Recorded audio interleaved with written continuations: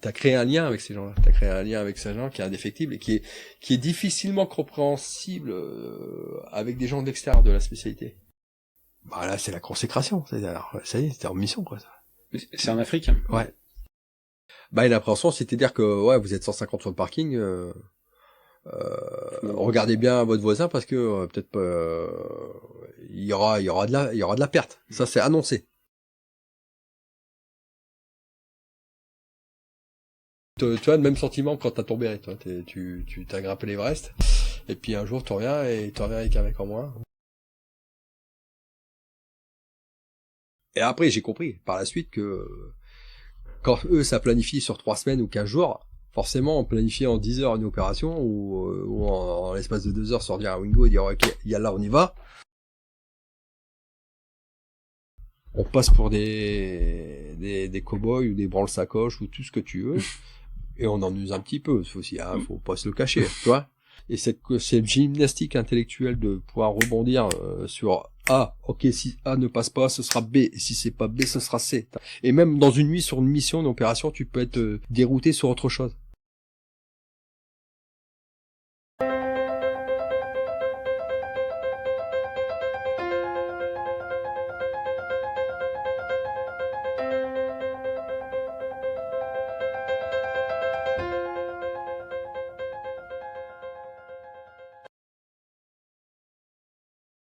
Bonjour, bienvenue sur notre podcast United We Conquer by Pearl.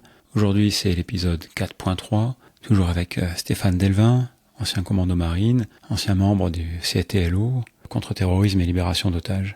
Et Stéphane partage avec nous ses expériences, son cheminement, ses avancées, les enseignements qu'il a tirés de sa carrière. Et dans les épisodes précédents, nous l'avons suivi dans ses pérégrinations qui précédaient l'entrée dans la marine, puis la découverte de la marine, l'entrée dans la marine avec le stage commando, et là donc on va poursuivre. Stéphane donc partage ces moments qui sont ceux en fait de la sortie du stage commando. Et donc il a son béret vert, il vient de passer une sélection, une formation qui sont réputées très difficiles, il est très fier de lui, et les autres qui ont réussi avec lui le sont tout autant. Et maintenant c'est l'arrivée dans un commando, et il se retrouve donc en bas de l'échelle alors qu'il vient de monter son Everest. Premier épisode sur la sortie de ce stage commando, et puis quelques enseignements qu'il va tirer également par la suite d'observations qu'il a pu faire sur la flexibilité des forces spéciales, cette capacité à rebondir dans le bon sens du terme, en fait, à planifier très rapidement et à être toujours dans le plan A, le plan B, le plan C et le what if. Qu'est-ce qu'il se passe si ça ne se passe pas bien? Qu'est-ce qu'on a prévu? Quelle est la conduite à tenir derrière? Et les forces spéciales sont des unités qui sont extrêmement flexibles et qui se différencient donc dans l'emploi qu'on peut en faire également sur le terrain. Et Stéphane donc a quelques exemples de moments où il s'est retrouvé face à des gens qui ne pensaient pas tout à fait pareil. Je vous souhaite une très bonne écoute. Tu réussis ce stage commando, tu fais partie des 10 sur 50, il y avait 50 Ouais, donc on est 10 BE, 10 BAT, 10 maestranciers, on sort du stage, ouais. Et donc là, comment ça se passe? On te demande où tu veux aller, ou c'est des unités? Non, alors à ce moment-là, il y a eu plusieurs moutures. Mais là, à ce moment-là, nous, on n'a pas le choix. On remplit les quotas donc pour moi, pour le coup, je suis allé au commando de Pafatenio, mais j'ai des copains qui sont partis à Trépel. Alors à l'époque, il fallait pas aller à Montfort parce que Montfort c'était difficile. Mais bon, c'est que des idées reçues, tu sais, c'est les fameuses chimères, des légendes un petit peu. Hein. Oui, parce que je suis tombé dans une escouade très très très difficile.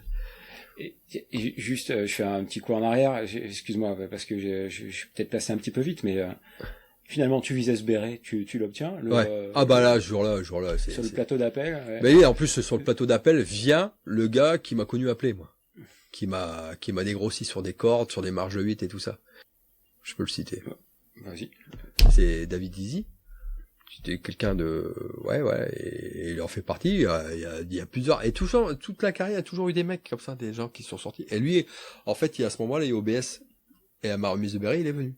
Il est venu discrètement sur le plateau et est venu me féliciter. Et de se dire bon bah voilà, et j'ai accompagné un jeune et ouais, il a obtenu son béret. Et je le remercie. Et encore à chaque fois que je le croise, on se voit une fois par an, mais David, ça reste. Et en fait, donc toi t'es BE, lui il est BS, donc brevet supérieur. Ouais. En fait, en différence d'âge, il n'y a pas une différence d'âge énorme. Ouais, il y a 4-5 ans. Mais par contre, effectivement, il a un parcours qui est... il y a déjà un beau parcours, quoi. Toi, il y a déjà un parcours, il y a déjà lui 2 affectations donc, de commando. Il y a une différence quand même. Ouais, donc, une bonne différence. Qu'il vienne, c'est quand même un signe, une reconnaissance qui est importante. Ouais, bien sûr. À mes yeux, il a toujours été important. Et puis, parce qu'après, dans la carrière, après, dans la suite, il y a eu on s'est recroisés. Et c'est marrant parce que c'est des gens comme ça qui sont, c'est un chemin et t'as des fois des personnages qui reviennent comme ça, qui reviennent. Mais ils reviennent pas de façon anodine, c'est que, t'as créé un lien avec ces gens-là. T'as créé un lien avec ces gens qui est indéfectible et qui est difficilement compréhensible avec des gens de l'extérieur de la spécialité. Et tu sais, quand on dit je suis pas trop frère, j'ai un peu de mal avec le mot frère d'armes, tu vois. J'ai un peu de mal avec, mais c'est parce que c'est peut-être une pudeur ou peut-être je sais pas. Mais oui, il y a un lien indéfectible. C'est clair. Et le marquage, le sceau, on pourrait comparer ça à un sceau, hein, ce badge, il fait que,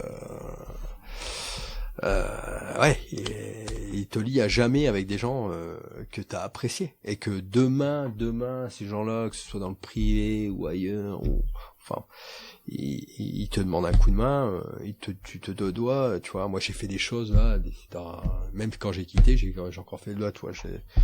Si je peux, j'aide mes camarades. Donc, peut-être que t'aimes pas l'expression frère d'armes, mais il y a quand même une forme de fraternité. Ouais, parce que j'ai pas eu de frangin, j'ai pas ça, mais ça reste des frangins, j'aime bien le mot frangin, j'aime bien. Mais frère d'armes, c'est peut-être cette connotation qui est un peu pas anglo-saxonne, mais oui. Ça vient de là. Ça vient de là. Et ils ont peut-être mis un mot. Mais nous, en fait, je dis ça parce que en France, on est dans un pays qui est complet, qui est plein de paradoxes et d'autant dire qu'on on a un beau pays, on a un passé, on a une belle histoire. Il y a peut-être il y a des choses à revoir toujours, mais et quand je vois, ou encore là cette semaine, il y a eu un hommage rendu à un opérateur du CPA-10. Et je vois, ça défile sur LinkedIn, tu déroules, tu scrolles, tu vois, un mec qui est parti là. Après, je parle des FS, mais je peux parler de la grande armée. Et je vois, je trouve que des fois mon pays a un manque de patriotisme, tu vois, parce que dresser un pavillon tricolore devant chez soi, c'est souvent assimilé à des choses pas très positives, tu vois, voilà, et c'est pour ça que frère d'armes, tout ça, moi j'ai un peu de mal parce que j'ose pas trop on a été éduqué comme ça, à pas trop le crier, à pas trop le dire, tu vois, ou c'est pas dans et pourtant entre nous, voilà, on se qualifierait comme ça, mais après c'est personnel, j'ai peut-être voilà. Mais cela dit, c'est quelque chose, quoi, t'es breveté, et puis là t'as l'impression d'avoir vaincu l'Everest. Parce que moi j'ai eu des difficultés. Parce que là c'est pareil. Là t'es plein d'allant, mais tu te prends. Tu vois, on te remet à ta place de suite, quoi. Et quand tu sors, bon, t'arrives le dernier jour, la dernière nuit et tout ça, tu dis bon, jusqu'au dernier moment, est-ce que je vais te breveter, pas te breveter? On te remet ton numéro, on te remet ton béret. Puis à l'époque, ça se passait, et encore quand je repense mes anciens, moi qui ont été managés, bref, c'est en catimini, y a pas de réseaux sociaux, personne ne sait, nobody, je veux dire, il y a personne, même dans la marine, tu sors breveté comme un poney, comme un électricien, comme toi. Il y a personne de ta famille, par exemple, qui est Si, mes parents sont venus. Ouais. Mes parents sont venus. On a déjeuné, ils sont repartis, ils sont venus. Et après, tu pars à Pau, t'arrives à Pau, t'es sur un nuage, on te demande de jeter là, de faire une roulade par-ci, par-là, de courir avec un sac, à Pau, tu dors toutes tes nuits, tu retrouves un lit déjà. C'est reposant. Et les débuts, même les séances de cinéma, au début, j'avais du mal, j'avais les genoux qui chauffaient, moi, tu vois, c'est parce que t'es resté souvent, mes premières nuits dans un lit, j'ai sué énormément. En plus, octobre de 2017, le début de ton stage, il y a eu une vague de froid qui est arrivée à ce moment-là. Ouais. Donc effectivement après quand t'es en intérieur tu chauffes vite. Ah bah tu chauffes vite, tu sues, hein, tu sues pour rien, ah ouais, c'est. Et là il m'a fallu quelques mois, puis bah après tu stage para, puis bah dans la foulée après. Alors nous la mouture c'était on fait un stage perfectionnement de 3 mois, donc t'embarquais pas en commando de suite, t'étais managé par les commandos et tu refaisais une formation complémentaire. Ce qui est quand même une sorte de phase de transition. Ouais.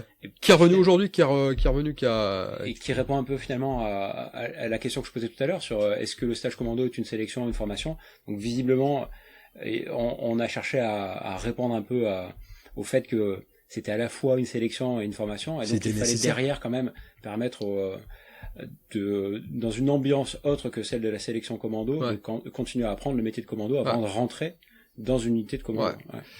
Bah, t'avais déjà un mois de stage plieur déjà, et puis après t'avais 2 mois. Plieur, donc c'est pour les plieurs parachutistes en fait, de parachute classique, enfin les coupoles. Ouais. Et puis t'avais aussi un complément nautique, kayak, zodiac, apprendre à travailler sur l'eau ou à partir de l'eau de façon un peu plus technique et encadré avec moi je me souviens, j'ai eu un major super sympa, pendant une semaine on a passé il nous a fait découvrir le kayak, bon voilà, on peut faire ci, on peut faire ça, tac, on part dans la, bon c'était pas tout repos parce que ça reste physique, mais et puis encadré par les commandos. Et c'est pas dans une ambiance stage co. C'est pas l'ambiance stage co. Non. Les déplacements sont même si c'est difficile parce que t'es jeune piou-piou et t'es corvéable à souhait. Et c'est ce que tu disais il y a un instant, c'est-à-dire qu'en fait tu viens de tel sentiment d'avoir atteint le sommet de l'Everest. Et c'est pas fini. Et en fait d'un seul coup tu te retrouves en bas de l'échelle en fait. Et c'est pas fini et donc là ces 3 mois se passent et puis après t'arrives et puis on te demande ton choix toi. Si on peut et moi je demande d'aller dans une certaine escouade et on me dit non tu iras dans l'autre. Ouf. Bon voilà, ça c'est fait. Puis là le mall que t'as construit avec tes camarades là, les 20, et on est tous éclatés après. Et qu'est-ce qui t'a tiré dans telle escouade? C'était parce que tu connaissais des gens, tu savais qu'il y avait certaines personnes, ou bien c'était par rapport peut-être à certains métiers, sachant alors comme tous les jeunes aujourd'hui, que même d'ailleurs quand j'étais instructeur, c'est on croit connaître le boulot, on croit que c'est eux qui font tout, et on se dit tiens, c'est moi je veux le premier rôle quoi toi. Donc là c'était l'assaut en fait. Ouais, l'assaut. Ouais. D'accord.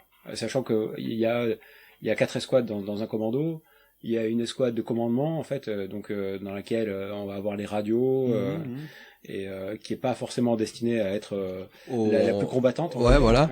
Même mais si qui est indispensable. Ouais. Et puis on a une escouade d'appui, donc avec des tireurs d'élite, des gens qui vont transporter aussi du matériel. Le mortier de 81, les minimis, tout ce qui est un peu plus lourd. Une escouade roco, donc les palmeurs, donc des gens qui sont souvent à la mer, qui font les reconnaissances de plage, etc. Ouais.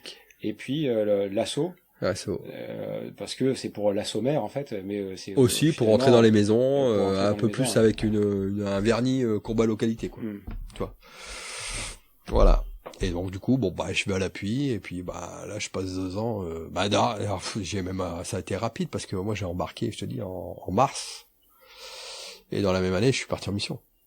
J'ai pas eu. Alors je fais partie à ce moment-là. Tu t'en rends pas compte, mais c'est les années après quand tu fais le bilan et puis même que une carrière, elle se fait avec de la chance, de l'opportunité, de plein de choses quoi. Et à ce moment-là, il y a pas trop de missions dans ces années-là. Pas trop de missions. Et 3 mois après, moi, on me dit tiens, on se retrouve à Côte-Quidan, faire une sélection sur du matériel et puis et on sort que tu sors du lot, donc ça se passe bien. Et puis je devais déjà partir sur le premier mandat. Bon, le premier mandat, il s'est passé un truc, voilà. Donc on m'a dit non, tu enlèves tes affaires et c'est le second maître qui va mettre ses affaires. Parce que, voilà. Et puis du coup, je fais partie du mandat suivant. Alors que c'est le second maître qui va mettre ses affaires. Parce qu'il a été pleuré. Ah oui, d'accord. Je pensais que, en tous les cas, c'est pas de la défiance vis-à-vis de toi. Ah non, c'est quelqu'un qui a été pleuré pour partir un plus ancien en fait, et qui en plus visiblement donc est allé réclamer quoi. Ouais, pas pleurer, on va dire réclamer, ça c'est mieux. Non mais après ce gradé, je l'ai recôtoyé, puis après il fait que ta carrière, tu vois, tu rencontres des gens à ce moment-là. Enfin, c'est quand tu débutes, et à un moment donné, les choses font que la tendance s'inverse, c'est-à-dire que le gradé que tu as eu, tu deviens gradé. et plus velu, plus pointu que lui, qui n'a été, toi. Donc après, tu te rappelles. Quand il y a ce genre de choses qui arrivent avec des types qui sont plus gradés que toi, plus anciens. Qu'est-ce que t'en retiens en fait, et qu'est-ce qui te permet aussi de garder la motivation? Est-ce que tu te dis un jour c'est moi qui serai à sa place et j'aurai le même genre de privilège? Voilà. Ou c'est ce que tu te dis à ce moment-là? Ouais, c'est ce que je me dis. Là, pour moi, en fait, j'étais un peu agacé, mais je restais avec mes potes, toi. Je restais avec mes potes. Finalement, je partais pas, je restais avec mes potes. Et puis parce que c'est compliqué à ce moment-là dans l'escouade, la vie au quotidien, elle est compliquée. Pourquoi elle est compliquée? Elle est compliquée parce que on est soumis à une pression, une grosse pression, que ce soit physique et psychologique. Ouais. On te rappelle que t'es tout en bas de l'échelle. Ah, on te le rappelle du matin au soir et du soir au matin. Donc la moindre erreur ou la sortie de route, il te rappelle que t'es rien. C'est-à-dire la durée d'une affectation tant que t'as ce grade là en fait. Ou tant que t'as pas fait ta première opération. Ah. Donc ça peut être très long pour certains. Ouais. Moi, pour le coup, tu vois, je t'ai dit, au bout de quelques mois, je suis tasqué sur une OP, sur une opération, et donc du coup, finalement je pars. J'ai même pas 6 mois de commando, et je pars. Et donc du coup, je pars avec mes gradés. Je suis le seul quartier-maître de la bande. Donc je me dis. Comment ça se fait que tu es le seul quartier-maître? Je te dis par rapport à ces évaluations de tests de tir Flyka, tu vois. J'ai rien demandé moi, tirer avec une bulle, c'était poum poum poum, et j'ai fait but sur. C'est un petit mortier en fait. Ouais, un petit mortier de 52. Individuel en fait. Ouais, voilà. Et le Pacha à l'époque a voulu évaluer ses quartiers-mètres et puis ses secondes sur ce. Ça venait d'arriver en commando, toi. Donc, tu dirais bien avec les armes longues, avec les ouais. Et en fait, ce jour-là, j'ai dû avoir de la chance, hein, tu vois. Non mais c'est à déconner. C'était bonjour pour en avoir. Bonjour, ouais. Et de toute façon, je te dis, une carrière, c'est de la chance. Hein. Donc blom. Écoute, Delvin, tu vas faire partie de la Féminire Palanquée. Et puis tu pars à Hiroko. Et là, on était sur le détachement, on était quoi, une petite vingtaine, on était 3 quartiers-mètres. Et là, te voilà parti pour Hiroko, tu regardes sur la carte, et puis alors là, c'est la consécration. Ça y est, c'est en mission, quoi. C'est en Afrique? Ouais. Ouais, un président qui est limogé, la junte, le schéma classique, c'est très actuel, tu vois, ça a pas changé. Mais là, c'est pas une ancienne colonie française. Elle est portugaise, et puis, t'arrives, et puis, là, on est dans le vrai, quoi. Qu'est-ce que tu sais au départ de la situation? Pas grand chose. On a un rapide, nous, à notre niveau, on a un rapide briefing.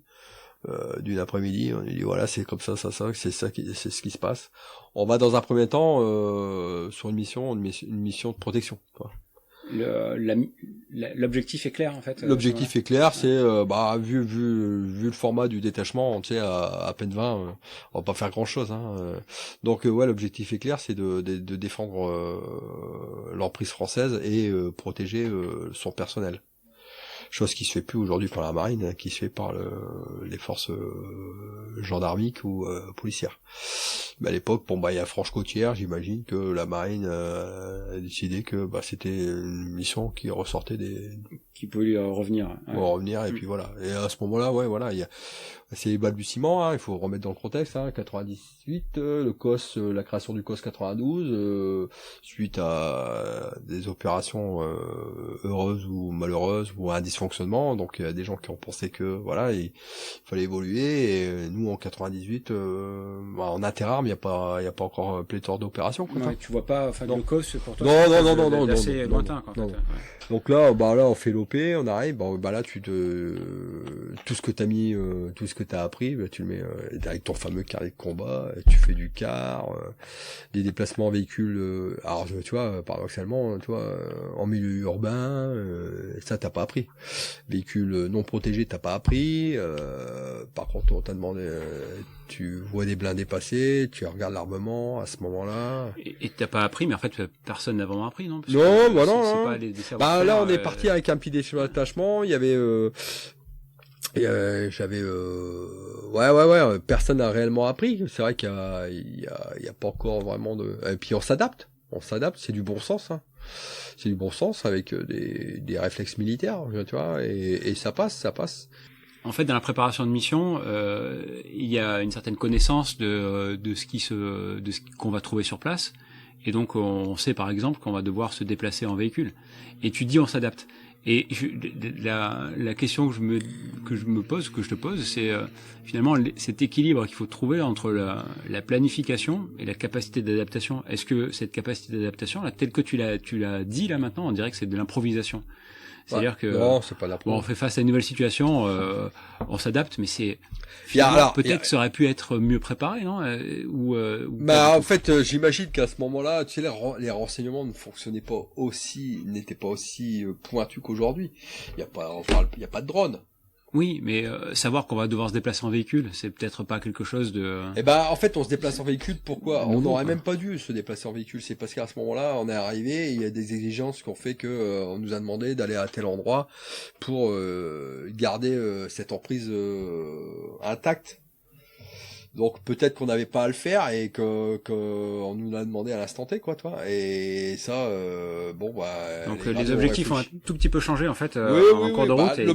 L'objectif principal était rempli, mais d'aller sur un objectif secondaire pour pouvoir le maintenir et d'aller, c'était peut-être pas prévu ou tu sais, des fois c'est ça, hein, c'est des ordres en cours d'action. Et là il y a quand même un moment donné de réflexion et autour de table, et puis ça se fait, et puis ça se fait très bien. Mais il faut réaliser la mission quand même, de toute manière. Ouais. Voilà. Mais et c'est bien parce qu'en fait c'est en termes d'intensité sur toute une carrière, c'est bien de commencer sur des opérations comme ça. Comme je dis, moi j'ai eu cet crescendo, ça. Et j'espère qu'aujourd'hui c'est plus compliqué parce que elles sont assez intenses, les opérations, et des fois les gens n'ont plus le temps de monter comme ça, d'avoir une montée en pression, parce qu'en fait il y a tout un pan d'opérations qui ne sont plus attribués au commando marine aujourd'hui. Tu vois? Ouais. Ils passent directement maintenant en fait, parce avec quelque chose aujourd'hui il y a une surchauffe, et dur, du coup les spécialistes on les garde sur les trucs vraiment pointus, et du coup ok, d'accord, et c'est pour ça que les formations elles ont évolué, elles se sont un peu rallongées, et puis voilà, c'est vrai que pour aujourd'hui un opérateur qui s'engage maintenant et qui veut faire 20 ans non-stop en opérationnel, ça va être plus compliqué. Mais ça, je pense que c'est générationnel. Ça fait, voilà. Aujourd'hui, pour demander à un gamin qui s'engage à 20 ans aujourd'hui de dire, tiens, tu vas faire 20 ans d'opération, hein, 20 ans opérationnel, c'est-à-dire, ça va être plus compliqué, parce que, en fait, quand il va rentrer aujourd'hui, durant son cursus de formation, l'année après, il peut se retrouver sur un théâtre avec de haute intensité. Ce qui était différent par rapport aux années qui ont précédé ton arrivée, dans tous les cas, voilà. Là, il y avait peu de missions finalement. Il y avait peu de missions, voilà, et il y avait, elles étaient là, parce qu'il y a eu, il y a eu des missions, et des missions importantes. Le Rwanda, les opérations au Yémen, etc. Mais elles étaient moins fréquentes. L'intensité n'était pas la même non plus. Et il suffit de voir d'ailleurs l'équipement des gens. Hein, Nous, je revois ce que j'ai fait. Aujourd'hui, on refait la même chose. On le refait pas du tout de la même manière. Pas du tout équipé de la même manière. Aujourd'hui, il y a un gap. C'est normal. C'est l'évolution des choses. La prise de risque, et puis le format. Et ça explique peut-être aussi un petit peu ce que tu dis. Peut-être le fait que les motivations des jeunes aujourd'hui sont pas forcément les mêmes, et que ils viennent aussi se tester un peu chez les commandos marines, et ils restent, mais sachant que c'est un rythme qui est quand même très intense. Mais il y a aussi ça, mais je discute, moi, j'ai des contacts dans d'autres unités, hein, des très belles unités, d'ailleurs de toute façon nos homologues, que j'aime les appeler, que ce soit Première PIMA, CPA10, le 13e RDP, toutes les unités engagées comme ça, pointues, engagées de façon permanente, que ce soit le GIGN, ou on va parler du RAID pour le côté police, mais tout ça. L'encadrement aujourd'hui de toutes ces unités-là sont plus ou moins d'accord, c'est-à-dire ils ne rentrent pas forcément avec les mêmes motivations, les mêmes attentes, les jeunes, mais il y a les jeunes, mais il y a aussi c'est ça qui a tout changé, hein. C'est le téléphone portable. C'est le téléphone portable. C'est ça qui, pour moi, c'est indéniable. Et en fait, le gamin va pas comprendre pourquoi il va être projeté et qu'il reçoit pas le wifi, et qu'il peut pas communiquer avec sa petite fiancée ou son épouse ou sa famille. Et tu vois, moi quand je discute, tu vois, avec j'ai un fils de 14 piges, je lui dis voilà, papa il partait 3 mois sans nouvelles, quoi. Et, c'est inimaginable. Bah c'est inimaginable. Et il s'est écoulé même pas 30 ans, 20 ans, quoi, toi. Et aujourd'hui, tu discutes avec les gars, ils arrivent, c'est comme les gamins, il est où le wifi, quoi, toi. Ouais. Mais je veux dire, c'est une génération.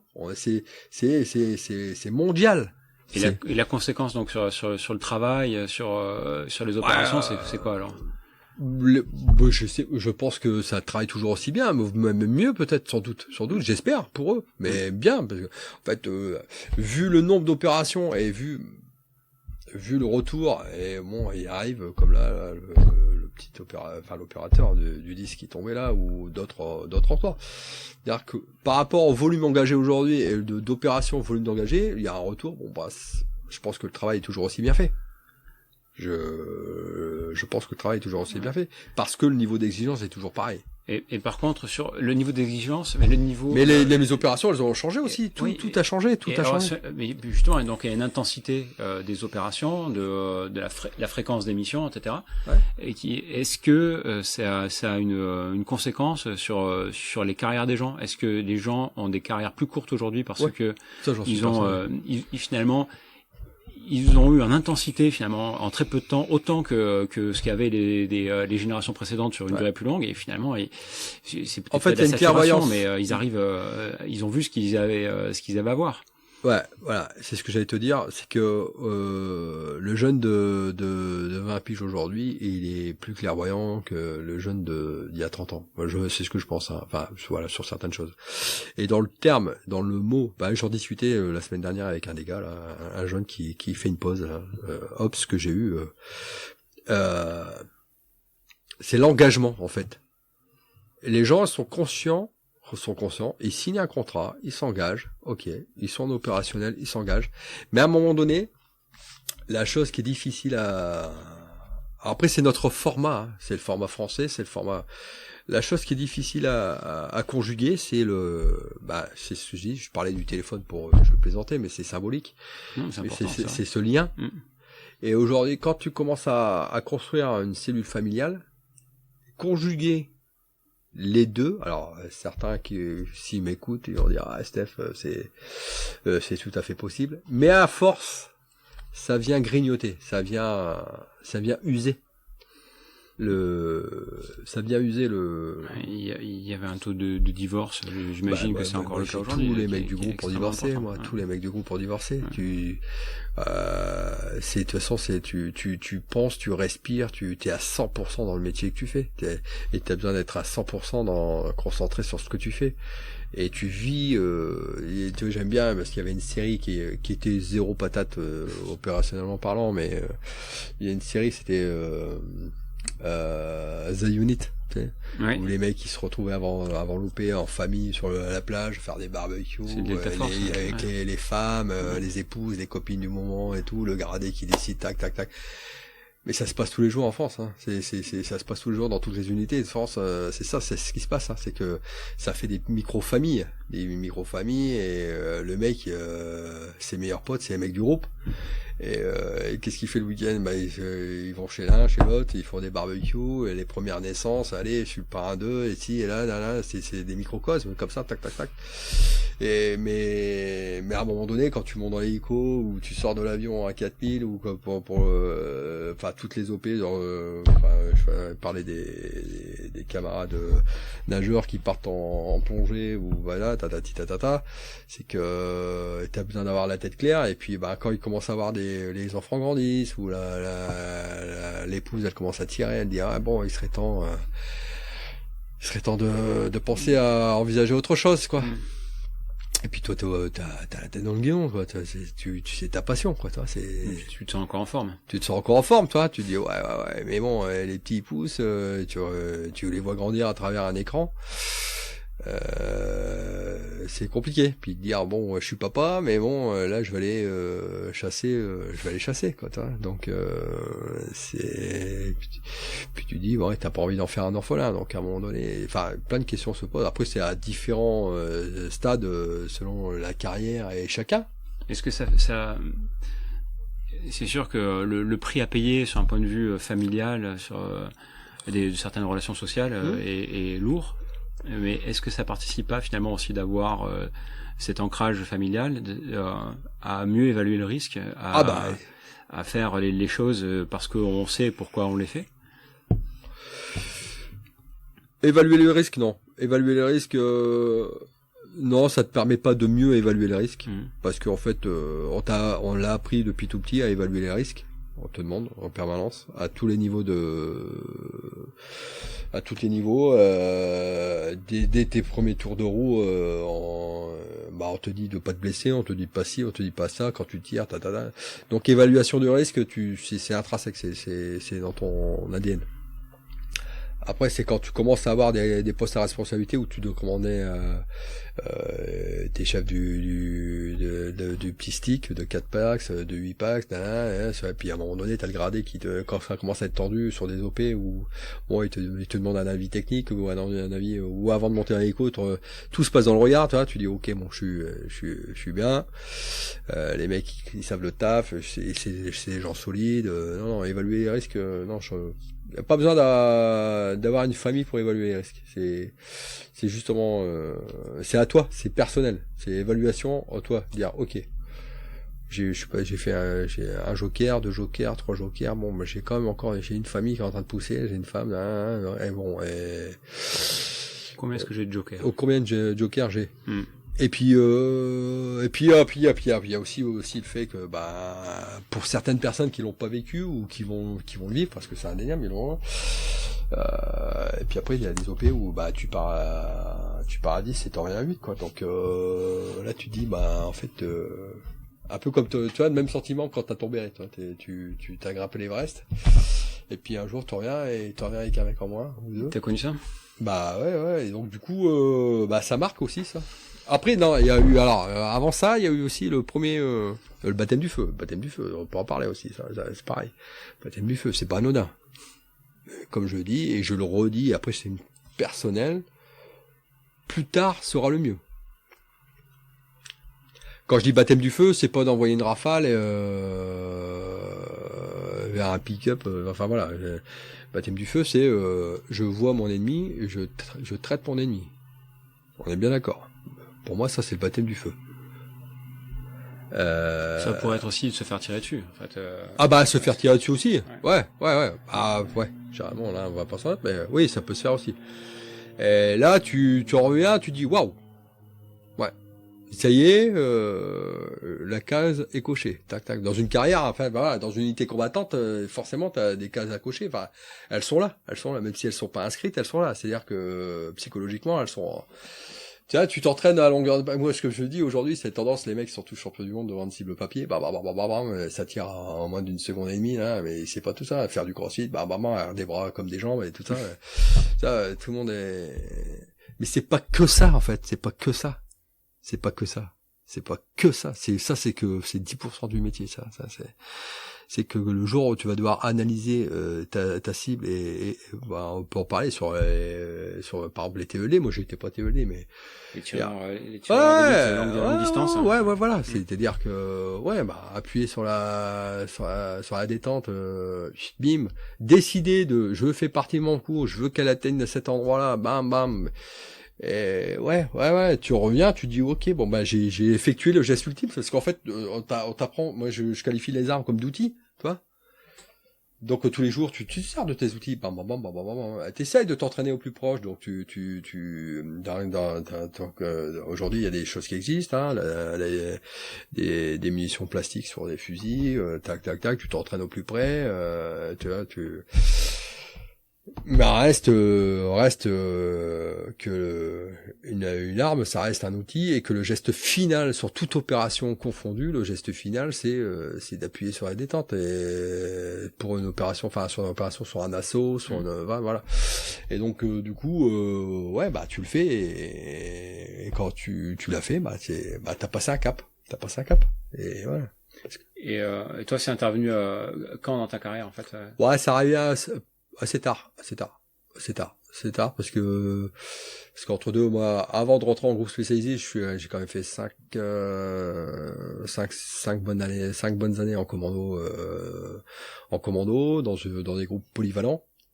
Et toi, t'as vécu en fait cette transformation aussi à l'Orient qui s'est faite, où le niveau des commandos d'une manière générale s'est élevé, parce qu'il faut dire aussi qu'il y a l'Afghanistan qui va intervenir pas tellement longtemps après. Pour moi, c'est le virage. Et c'est un moment en fait ça va impulser une très grande transformation en fait. Complètement. Une adaptation qu'il va falloir faire et qui va qui va irriguer toute la force commando, quoi, en fait. Aujourd'hui, ce qu'elle est aujourd'hui, c'est 2001. 2023, on est en 2023, il y a eu plusieurs refontes en commando. Et de toute façon, un commando, c'est quoi? C'est comme je dis, des fois j'explique à des gens, des novices, hein, un commando, je veux dire en tant que entité. Un commando, c'est super malléable, c'est super souple d'emploi, et au gré de la géopolitique, au gré de la menace, elle se transforme. Elle reste toujours fondamentalement la même, ça reste des combattants, et donc il y a toujours une phase de renseignement, une phase d'action, une phase de repli. Enfin voilà, il y a les ingrédients seront toujours les mêmes. Ils seront toujours les mêmes, les gens seront toujours les mêmes.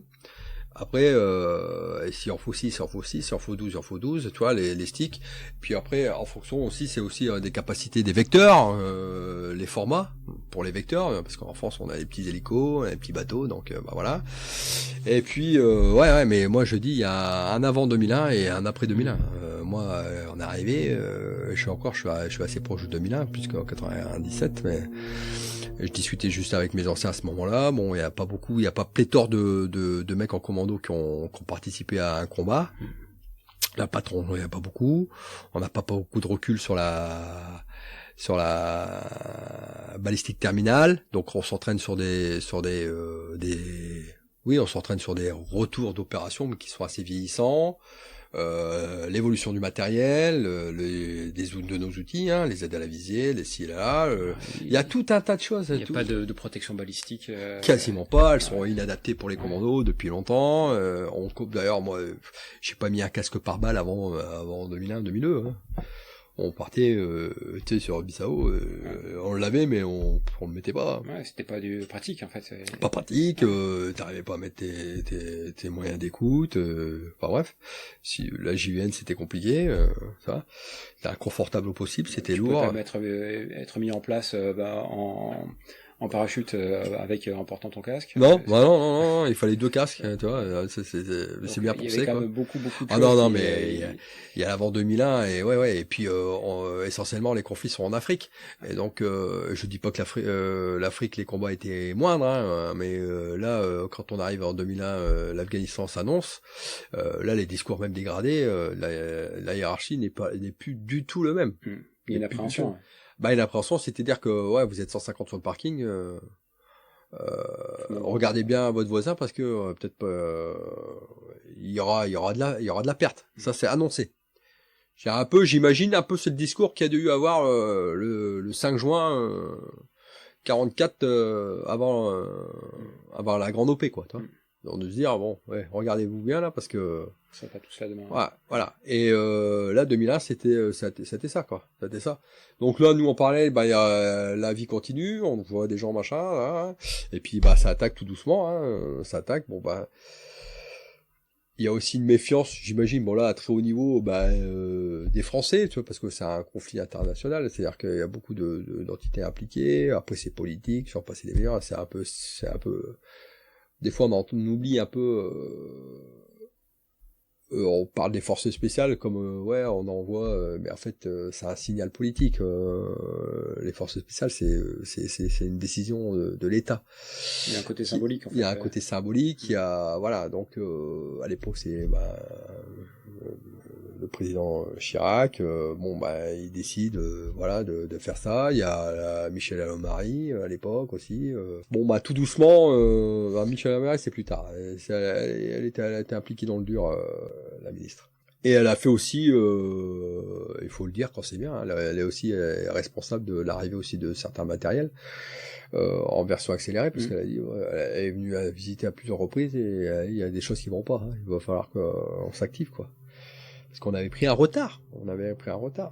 Après, parce que en fait c'est ça, c'est malheureusement tu pratiques plus, tu perds. C'était adapté à certains types de missions. C'était voilà avec un ennemi particulier. Je veux dire, il n'y a pas de petits ennemis, c'est pas ça, c'est que voilà, l'Afghanistan, c'est le terrain déjà est compliqué, d'y arriver est compliqué, d'y évoluer compliqué. Je pense aussi que c'est il y a des choses auxquelles on pense pas forcément, qu'on réalise à ce moment-là aussi, c'est la compatibilité avec les forces internationales, notamment les Américains. C'est surtout ça. Ouais. Puis c'est surtout gagner la confiance de nos les équivalents en fait. Les équivalents. Tu sais, c'est pas 150 forces spéciales françaises qui vont faire changer le cours des choses. C'est-à-dire que c'est aussi de gagner en crédibilité. Moi, je l'ai vécu en Afghanistan un peu plus tard. J'ai travaillé, on était en immersion, on était 4 mois sur une base américaine, 20 Français. Le premier mois, ils nous parlaient pas. Bon, rapidement, ils ont vu que on était à niveau, rapidement. Mais finalement, c'est un petit peu un schéma que tu avais déjà connu, finalement, en embarquant comme voilà. Mais là, en fait, on avait été tasqué, c'était avec le groupe, hein, l'ancien CMC, donc des gens plus que matures dans le métier, évolués. Donc le premier mois, bon, ils nous ont, il y a un peu de condescendance, hein. Il y a un peu de condescendance, et puis c'est surtout aussi, les États-Unis, vu des Américains, la France, c'est l'Europe, toi. Bon, je t'ai dit, on envoie 150 mecs, 200 mecs, pour eux, c'est rien. Ils ont 50 000, voilà. Et donc, du coup, ça, vous êtes qui, vous? Toi, portugais, espagnol, non, Frenchy, ils voient le pavillon français, ok, d'accord, ok. Mais vous faites quoi, vous êtes, pour les États-Unis, encore aujourd'hui, les forces spéciales, c'est la Légion étrangère. Ouais. Bon, ça commence à changer. Les dernières années ont changé, parce qu'il y a eu des opérations qui ont été conjointes, ou aussi parallèles, machin. Mais ouais, c'est rigolo. La Légion étrangère a beaucoup de notoriété aux États-Unis. Pourquoi? Parce que ils font des échanges depuis longue date avec sans doute la Marine Corps ou autre chose. Enfin, puis il y a des étrangers, et puis ils sont engagés quand même aussi systématiquement, quoi. Ouais, ils sont engagés, ils ont gagné leur puis on est un peu plus on est un peu plus discret. Nous, ils ont vu notre t-shirt Commando Marine, vous êtes Marines? Les Américains, Marines, mais moi je sais ce que c'est un Marines aux États-Unis, tu vois. Et c'est un troupe de marine chez nous, c'est pas un SEAL, donc tu l'expliques, tu dis I'm from Navy. Pour eux c'est un MCA, quoi, toi c'est le marin. Donc ils rigolent dessus, non mais ils rigolent, ça c'est toujours l'effet émulation entre unités étrangères, et non mais après ça sera, on règle ça sur un chantier, quoi, toi. Et puis rapidement, ils ont pas à faire des, comme on dit dans le jargon, des miquets de foire, quoi. C'est simple. Comment on règle ça sur un chantier? Après c'est le soir, tu sais, après le boulot, ça vous dit, on fait une petite séance, et puis les Américains sont très forts à l'arme longue, puisque c'est l'arme de dotation puis c'est un pays qui est armé depuis des décennies, des siècles. Ils ont une culture de l'arme qui est propre à eux, quoi, toi. Tu vois, c'est ça, avec un Français lambda, il va pas comprendre. Ils naissent avec. Ils naissent avec. Eux, c'est fusil, pistolet, c'est pistole, c'est de l'autodéfense, quoi, toi. Et quand t'arrives au centre, on fait une séance, on panache, nanana, et paradoxalement, à ça, c'est ils sont à ce moment-là, ils sont beaucoup plus sécus que nous, tu vois. Ils sont même, j'irais même un peu féfés, quoi, un peu fébriles. Que nous, on est un peu borderline, mais bon, après c'est la culture qui est comme ça, à ce moment-là, hein, tu vois. Mais bon, rapidement, ils voient déjà l'armement qui tient la route, et ils louchent sur nos G36, toi, hein. Et ils trouvent que le jet entier c'est sympa. Bon, c'est une très bonne arme, cela dit. Mais et ils nous voient avec des aides à la visée qui tiennent la route, qui viennent principalement de chez eux. Tu vois, les pistolets, ils nous voient arriver en double dot. Ils sont encore au Beretta 92F, qui est tout sauf une arme de guerre. Des unités spéciales US qui. Qui avaient encore ça, toi. Bah ouais, toi, on croit toujours que l'herbe est plus verte ailleurs, mais et encore à ce moment-là, tu vois, parce que je suis encore dans le game au niveau des. Là, je trouve qu'on a encore notre côté force spéciale. Mais force spéciale et héritière britannique, guérilla, tu vois, on est un peu, c'est assez panaché, on n'est pas trop standardisé, on l'est, mais pas trop, c'est-à-dire qu'on arrive à. On n'est pas encore, on n'a pas les cams qui vont bien, donc c'est un peu, il y a de la bricole, on s'habille un peu comme on sent, parce que ça c'est mieux, il faudra prendre ça, toi. Et on n'est pas standardisé comme aujourd'hui, quoi. Et ça donne un peu un certain charme, si je peux me permettre. Hein. Non, mais c'est vrai. Aujourd'hui, tu ouvres un magazine, si on te dit pas, c'est un commando marine, c'est un gars du premier, un gars du 13, en étant, ça y est, on est tous standardisés, quoi, toi. Il y a plus on a tout gommé, là. Et je te dirais même plus, tu prends un FS polonais, un FS italien et un FS français, s'il faut vraiment faire loop parce que les mecs, ils ont tous les mêmes looks. Même look, même matos, voilà. Ouais, mais c'est pas que ça, quoi, en fait. Mais les gens croient que c'est que ça, mais c'est pas que ça. C'est-à-dire que l'habit ne fait pas que le moine, et l'habit c'est 0,1% du taf, quoi. Mais aujourd'hui, on juge, on est dans l'image, et je reviens sur le téléphone, on est dans l'image aujourd'hui. On est dans les magazines, on est dans le mot force spéciale, on met ça à toutes les sauces, commando à toutes les sauces. On croit que tout le monde sait faire tout la même chose, mais c'est un non-sens sans. Qu'est-ce qui, à ton avis, différencie les forces spéciales d'autres commandos qu'on peut trouver dans d'autres les GCP, GCM par exemple, ou d'autres forces qui appartiennent à la conventionnelle, et ça sans être péjoratif. Sans espérer, non, loin de là, loin s'en faut, parce que j'ai rencontré des gens, mais il y a des gens bien partout. C'est une histoire de parcours, c'est une histoire de faut savoir que en GCP ou en GCM, c'est un groupe, c'est le groupe phare d'un régiment. Donc là, il y a un vivier qui est le régiment, et ça alimente une trentaine de gars. Je sais pas le format d'un GCP, c'est à peu près ça. Il y a une sélection, voilà. Mais néanmoins, elle est pour avoir fait shooter avec des GCP, moi, eux c'est le Saint Graal. Toi, t'as 7-8 ans avant où t'as déjà manié tout l'armement et les radios et les process, parce que c'est pas que ça en fait. C'est pas que le matériel force spéciale. C'est aussi penser différemment. Et en fait, un peu que le COS, la phrase, c'est faire autrement. Ouais. Et en fait, il y a tu vas faire des choses pas forcément de la même manière, avec les mêmes moyens. Alors, les hommes, ça reste des hommes, hein, ils sont solides, il y a pas de souci. Mais il y a une histoire d'éducation. Juste d'éducation. Tu prends un jeune 18 piges dans un régiment FS, je parle de régiment ou toi, et tu vas prendre un GCP, moi je sais pas, je me fourvoie, mais en tout cas moi de ce que j'ai connu, les mecs ils commençaient à faire le taf à partir de l'obtention de leur brevet de parachute de chuteur opérationnel. Et toi à ce moment-là, t'as 5-6 ans de commando déjà. Et t'as ton cursus de formation, il est basé sur le format commando, le combat commando. Alors même si le combat commando, l'infanterie ou même nos commandos qui ont été formés au combat, qui sont CT2, on te dit que c'est de l'infanterie. Bien sûr c'est de l'infanterie, mais à un format réduit. Donc quand tu combats à 12 sur un truc, tu combats pas à 24 ou à 40 ou à 50.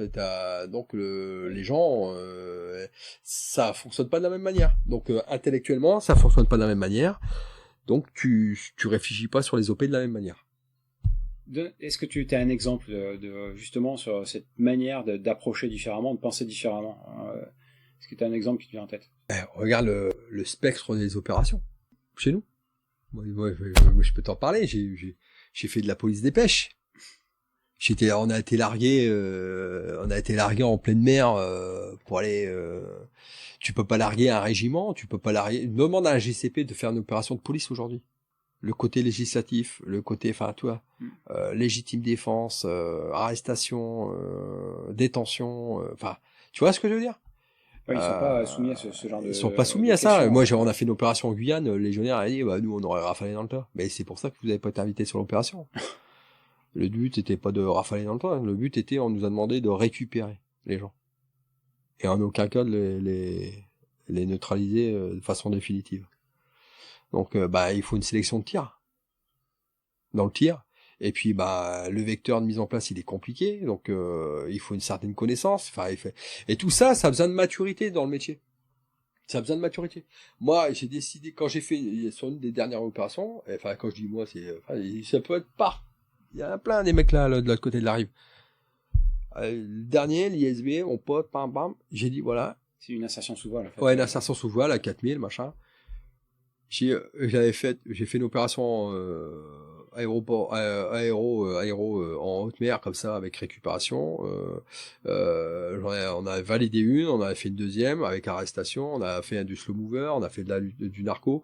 Au Mali, on a sauté, voilà. En Afghanistan, on a fait ça, du targeting, le panel. À un moment donné, j'ai dit OK, voilà. J'ai rempli de tout ce que la marine est capable de m'offrir en opération aujourd'hui, toi.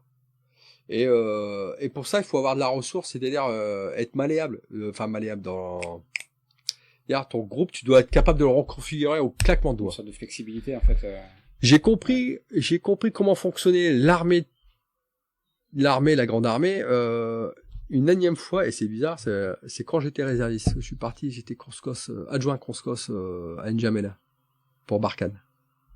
Et là, j'étais inséré au CO de Barkhane, en tant qu'adjoint Conscos. Donc j'étais les yeux, les oreilles du Conscos, enfin, et je transmettais ouais. Et là, j'ai vu comment ça se configurait, comment ils planifiaient une opération, et j'ai assisté à une opération aéroportée des GCP. Et en fait, sauter pour sauter, il y a pas de souci. Hein. Attention, je vais pas faire l'amalgame, dire les GCP ils font que ça, hein, ou les GCM, je les ai croisés en Afghanistan, c'est pareil. C'est pas, attention. C'est qu'on n'est pas du tout. Et à un moment donné, moi, je suis avec le chef du CO.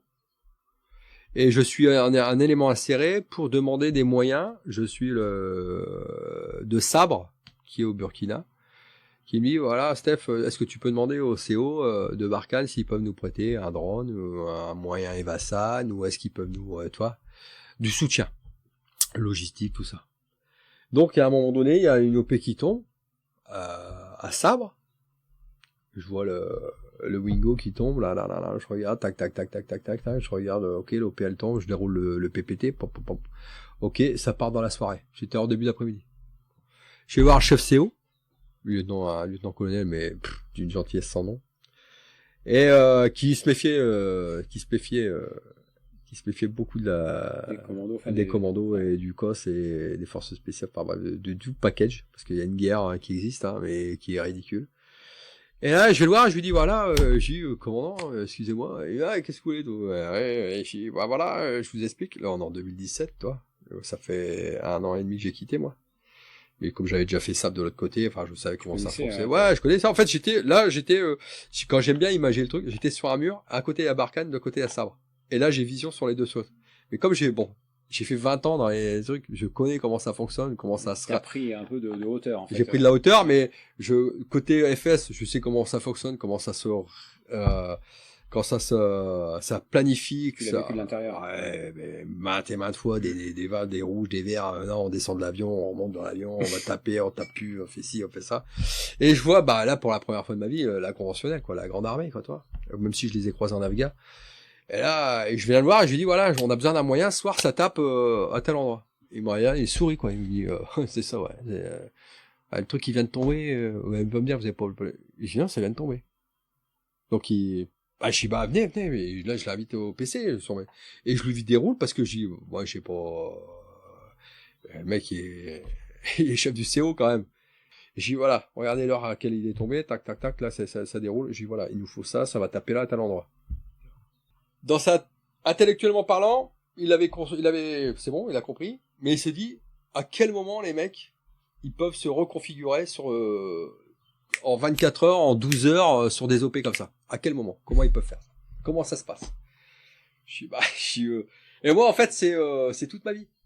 C'est toute ma carrière. La reconfiguration. tu sais, mais, enfin, tu sais ce de quoi. Et là, moi, je comprends pas parce que moi, ça fait partie de mon quotidien. Comment ça, ils comprennent pas? Et après, j'ai compris, par la suite, que, quand eux, ça planifie sur 3 semaines ou 15 jours, forcément, on planifie en 10 heures une opération ou en l'espace de 2 heures sortir un Wingo et dire, ok, là, on y va. Mais on n'a pas du tout le même personnel, on n'a pas du tout les mêmes moyens, tu vois. Et la façon, et c'est pas l'histoire des gens, ils font pipi plus loin ou ils en ont une plus grosse. C'est pas ça. C'est simplement dans l'éducation. Tu vois, Phil. Ouais. L'éducation. Voilà. C'est, t'as été chercher des gens et tu leur as appris à travailler comme ça. Donc, du coup, ils ont que cette disquette-là. Donc forcément, quand t'arrives dans la grande, moi pour l'avoir vu pour le coup à Sabre, t'arrives à Gao, les mecs, qu'est-ce que tu fais là? T'es là, t'es plus là, tu tapes là, et ben boum, les mecs ils sont là, attends, c'est pas possible quoi, c'est pas possible. Alors les projets, ils ont pas un sac à dos 48 heures, bah non, parce qu'on devait taper dans la nuit, et puis bah dans la nuit le trigger il a pas mis le bon ciel-lume de couleur, donc bah c'est un no-go, donc on n'y va pas, donc on est reconfiguré, on remonte, on se rappuie sur une base française, et puis on arrive sur la base française, on n'a pas forcément la bonne tenue adéquate, parce que pour l'OP on était dans ces conditions-là, toi. En fait, il faut être excusable, mais et aussi avoir cette intelligence de penser de l'autre côté, c'est-à-dire dire en fait oui, on passe pour des cow-boys ou des branle-sacoches ou tout ce que tu veux, et on en use un petit peu aussi, hein, faut pas se le cacher, tu vois. Mais il faut comprendre que parfois souvent c'est pas simple. Et cette gymnastique intellectuelle de pouvoir rebondir sur A, ok, si A ne passe pas, ce sera B, et si c'est pas B, ce sera C, pam. Et même dans une nuit, sur une mission, une opération, tu peux être dérouté sur autre chose.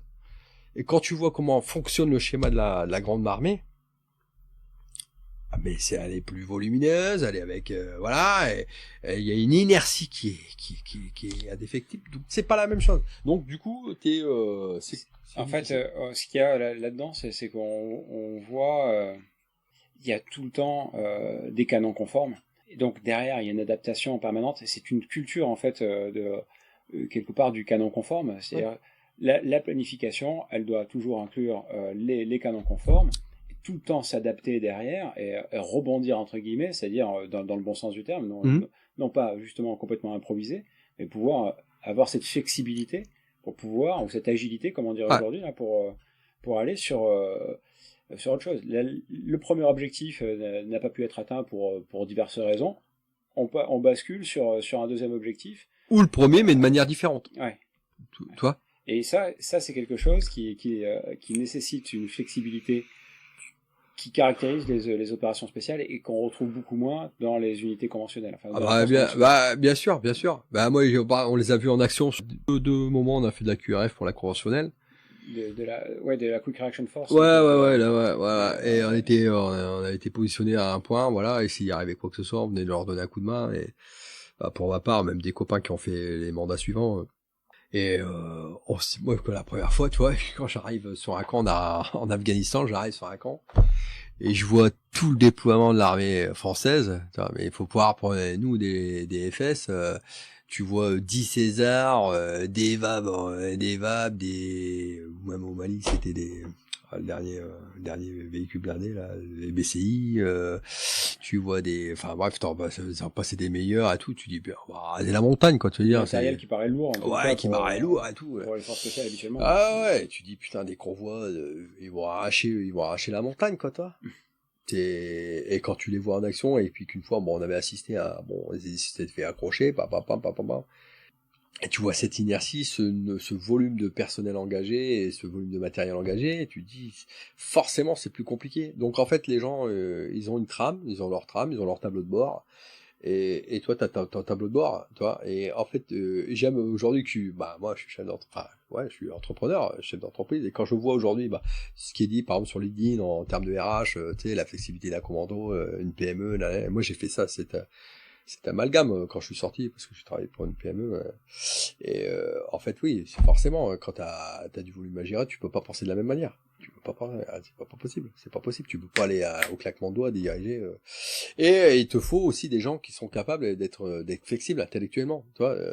Et ça, c'est depuis, enfin, faut leur apprendre ça. C'est pas compliqué, c'est compliqué. Hein. Tu aurais pas pu t'imaginer d'avoir une carrière dans la conventionnelle, dans la force conventionnelle. Non, bon, j'aurais pas pu et attention, hein, j'ai de l'admiration pour, j'ai eu des camarades, j'ai croisé des gens sur là, tu vois. J'ai découvert un régiment que je connaissais pas, Marjustial, là,